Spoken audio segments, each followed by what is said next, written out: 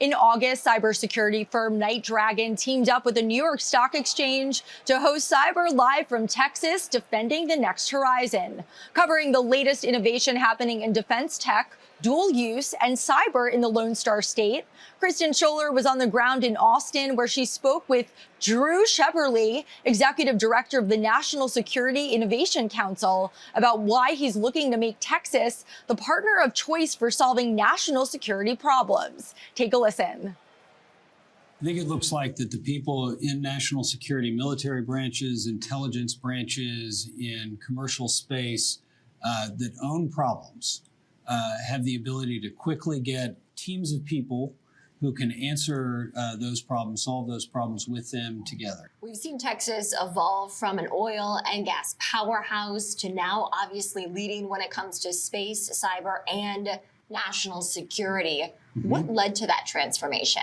So Austin in the 80s and before was a sleepy college town. It had a university and a state government. And it was really the vision of people at the federal and state level concerned about Japan at the time and concerned about the United States falling behind in semiconductors and supercomputing that essentially created the environment for Semitech and MCC to be created. And Austin won those. And the purpose of it was to be able to accelerate the innovation cycles to catch up to and exceed Japan. It allowed for companies to work in an anti-competitive, collusionary way to tech map and then to throw resources and talent at catching up and then exceeding where Japan was. With that came companies who needed to be at the cutting edge of technology. And that brought a whole series of companies to Austin that had never been here. What Texas has done in the last several years has created the Semiconductor Innovation Consortium, taking a playbook from Semitech back in the 80s and 90s. They've also created the Texas Space Commission, and I believe Norman's been here. And then the state legislature also created a quantum hub, and it's authorizing the ability for the legislature to put a bunch of money in there. All of that together is around purposeful tech mapping, throwing money at accelerating innovation, being a draw for leading edge companies, and then being able to scale them. Mm-hmm. What is it about Texas that sets it apart from other places like a Washington, D.C., for instance, that might be more historically known for defense? Mm-hmm. We have been our own country, and we've always had a way of looking at things. It's a little bit more independent. But our industrial policy for 70 years was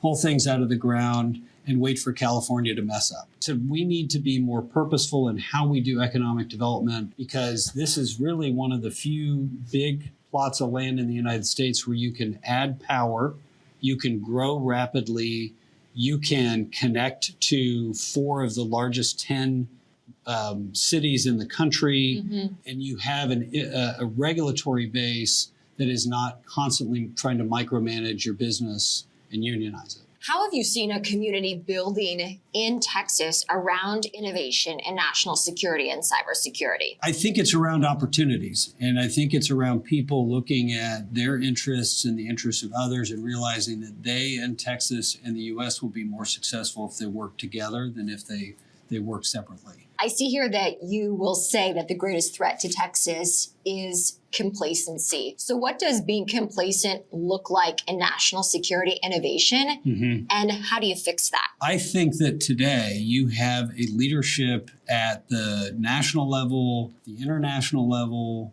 that understands the great powers competition that we're in. The complacency part is that if we don't have our elected officials develop or share or understand this common operating picture that is very much there at the national level and figure out what the Texas part of that is, and then figure out what the regional component parts of that is. Then my next question is, what are some of the innovations coming out of Texas that mm-hmm. really excite you right now? Mm-hmm. One of those is the creation of the Texas Cyber Command. Texas, right or wrong, decided it needed to take border security on as its own. In this instance, they've said we need to be able to create a cybersecurity structure in the state of Texas. And looking at things like the investments that we did as taxpayers in hypersonics research at Texas A&M, are going to be absolutely critical if we're in some kind of kinetic conflict, and effects that are around both Texas A&M and hypersonics, as well as looking at, we just began to do some investment in the state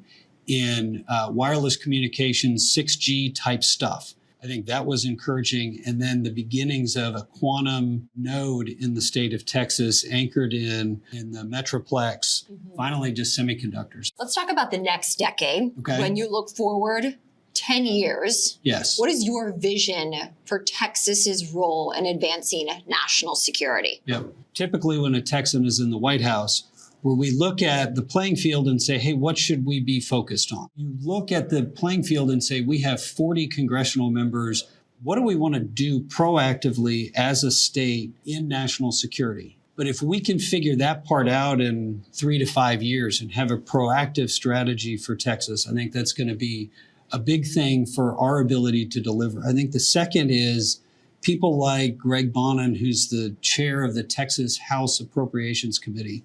Chair Bonin has been, more than anybody in the state, responsible for identifying how to build the research base in the state.